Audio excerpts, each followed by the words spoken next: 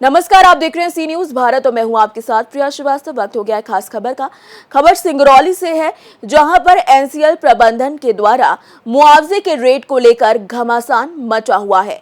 Ward number 7 के नागरिक NCL प्रबंधन को चेतावनी दे रहे हैं, क्योंकि एनसीएल प्रबंधन वार्ड नंबर 7 को सभी वार्डों के रेट के आधा रेट दे रहा है, जिससे ग्रामीण जनों में भारी आक्रोश पैदा हो रहा है।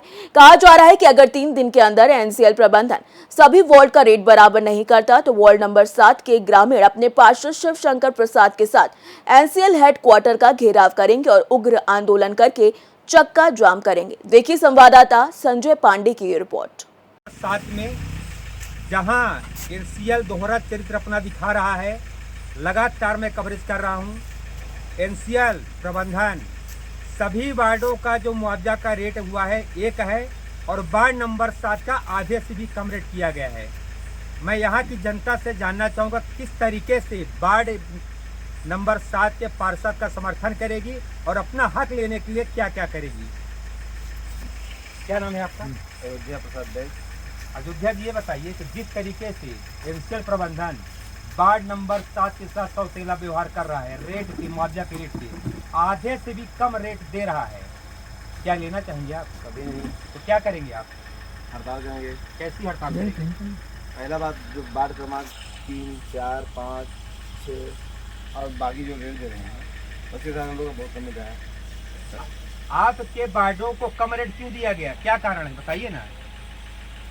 जबकि नगर निगम क्षेत्र में हम लोग भी आते हैं, सब वही नगर निगम में आप आते हैं, मैं पूछ रहा हूं कि क्या कारण है, रेट क्यों कम दे रहा है? वो तो एनसीएल बताएगा क्यों कम दे रहा है।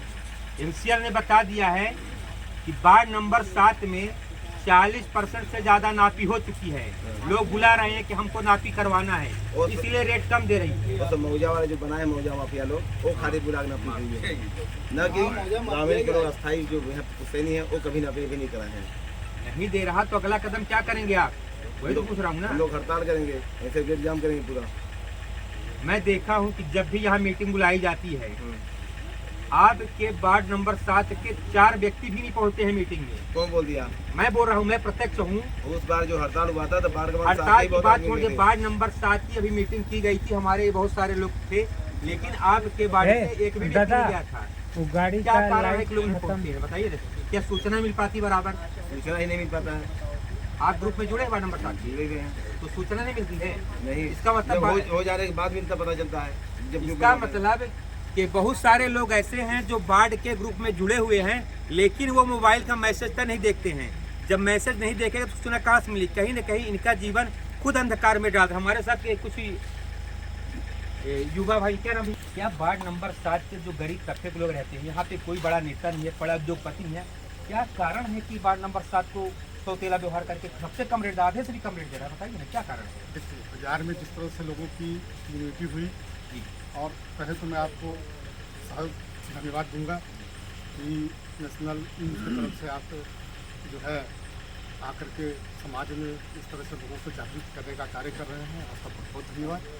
भाई जी, एक चीज़ जान लीजिए कि संगठन बहुत बड़ी चीज़ है। जिस तरह से कुछ अपने लाभ के लिए और अपने भविष्य के लिए जो संगठन अपने बातों को हेडक्वार्टर में रख करके और अपने बातों को मनवाया है, ठीक है, उनका वो अधिकार है, करना चाहिए, लेकिन इस ग्राम के वासियों को सोचना चाहिए। हम सबको सोचने की जरूरत है कि उन लोगों ने बाजार में एक ठेला वाले के लिए भी कुछ नियुक्ति करा ली है ना। चलो, वो भी व्यापार के कुछ कुछ नंबर लगते हैं, लेकिन जो यहाँ पे जो किसान है, जिनकी 2 एकड़ अथवा 2 एकड़ से ज़्यादा, 5 एकड़, 10 एकड़, 15 एकड़ के काश्तकार है, किसान के लिए इनके पास कोई पॉलिसी ही नहीं। क्या इस संदर्भ में प्रबंधन कुछ करेगा? इसके लिए तो भाई जब तक जागरूक समाज बैठ कर एक नेतृत्व में जब तक अपना हक अधिकार का मांग नहीं करेंगे, तब तक कुछ भी मिलना हमारे ख्याल से संभव है। जागरूक हो समाज के लोग और एक नेतृत्व में चलकर प्रबंधन के साथ अपनी समस्याओं को रखें, और कम से कम एक किसान के लिए जो लाभ मिलना चाहिए, कम से कम अंतिम प्रक्रिया है ये। इसके बाद किसान कहाँ जाएंगे? उनके भविष्य के लिए कुछ नहीं सोचा जा रहा है। एक नौकरी दोगे 2 एकड़ में, 10 एकड़ का काश्तकार है, उसके लिए क्या व्यवस्था है, क्या पॉलिसी है आपकी? इसके बारे में कोई उल्लेख नहीं प्रबंधन की तरफ से है, इसके लिए हम लोग भरसक कोशिश कर रहे हैं कि सब लोग मिलजुल कर दीपू भैया, जिस तरीके से भी कम रेट किया गया, आधे से कम रेट किया गया है, उस हम आधे से कम रेट में कहीं भी आप अगर ज़मीन खरीदेंगे तो ज़मीन भी नहीं खरीद सकते, ना घर बना सकते, क्योंकि इतना महंगाई हो गया है। फिर ये एनसीएल प्रबंधन इतनी छोटी सोच वार्ड नंबर 7 कैसे कर रहा है? हमारे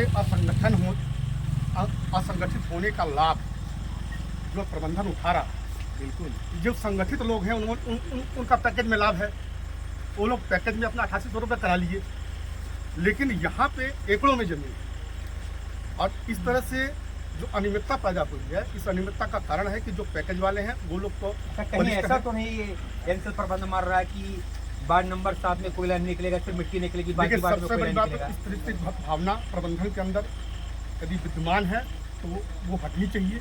इसको हटाने के लिए हम लोग प्रयत्न भी करेंगे। दूसरी चीज़ कि जो सोच रहे हैं कि वहाँ पे कोयला है या वहाँ पे सोना है 8800 रुपया में और यहाँ 3300 रुपया में मतलब कि कोदो है, तो ऐसा नहीं है। पहली चीज़, यदि सब बराबर है, नगर निगम है, सबका विकास समान रूप से हुआ है, तो सबको सर्किल रेट समान रूप से ही मिलना चाहिए। इसके लिए तो प्रयत्नशील है, इसके लिए संगठन एकजुट हुआ है। अब लड़ाई आर पार की हो गई। हाँ हाँ, प्रयत्न करेंगे पूरा। धारा 11 लग चुका, धारा 11 मतलब होता है पेंशन पूरी जमीन आपकी ले चुका है, अब लड़ाई आर पार की है।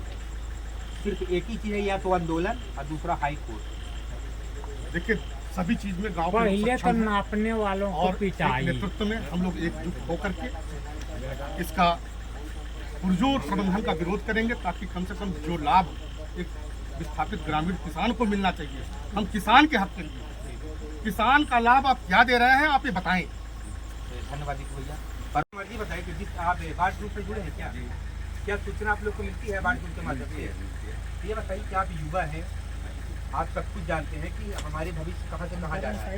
एनसीएल जिस तरीके से दोहरा क्षेत्र अपना रहा है, सभी वार्डों को एक रेट दिया जा रहा है, आखिर वार्ड नंबर 7 को रेट क्यों कम दिया जा रहा है? इसके बारे में तो हमको नहीं पता कि ये कम दे रहा है, लेकिन देना चाहिए सबको उचित बराबर। देखिए अब लड़ाई आर पार की हो गई, आर पार है ना। अब मान लीजिए कि अगर एनसीएल अभी नहीं मानता है, क्योंकि मैं भी सीएमडी के पास गया था, वो सारे डॉक्यूमेंट्स मंगा रहा है, जांच करवा रहे लोग, लगातार कलेक्टर के आवेदन दे रहे हैं। मान लीजिए अगर वो नहीं मानता है, तो तेला व्यवहार करता, कम रेट देता है, तो आप युवा है, युवाओं क्या करेंगे? आप लोग आंदोलन कैसा करेंगे? लड़ाई आंदोलन करेंगे। हमारे मुखिया जो है पार्षद जी, उनके पीछे हम लोग सब लोग युवा साथी खड़े हैं। खड़े हैं, सभी युवा खड़े हैं। क्या नाम है आपका? सभी लोग हाँ सबको ही बोल कुमार वर्मा। हित कुमार, आप भी युवा है, ठीक है ना। इस तरीके से एनसीएल आपके भविष्य के साथ खिलवाड़ कर रहा है। वार्ड नंबर 7 को आखिर क्यों कम रेट दिया जा रहा है? क्या करवाना चाहिए? संगठन अच्छी तरह से सब अच्छी तरह से संगठन रखे तो ऐसा होता नहीं, हमारे को मिलना चाहिए। हम मेरा जमीन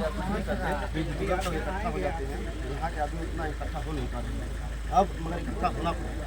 अगर इकट्ठा नहीं होंगे फिर हम लोग ये लड़ाई नहीं जीत पाएंगे। अब आपके पास 3 दिन का समय है।